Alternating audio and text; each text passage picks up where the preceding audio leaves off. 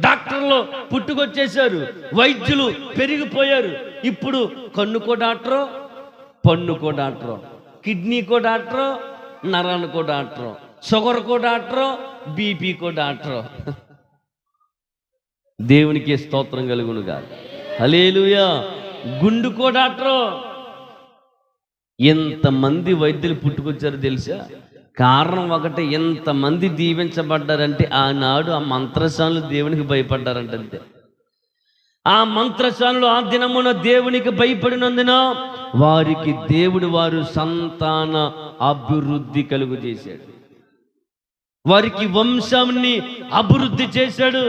వారి వంశం దీవించబడింది, వారి వంశం ఆశీర్వాదకరంగా ఉంది. నేటి తరానికి వారు ఇంకా దీవెనకరంగానే ఉన్నారు. కారణం ఏంటో తెలుసా? వారు దేవుని భయము కలిగి ఆ పని చేయటం మానేశారు. ఏ పని? నరహత్య చేసే పని మానేశారు.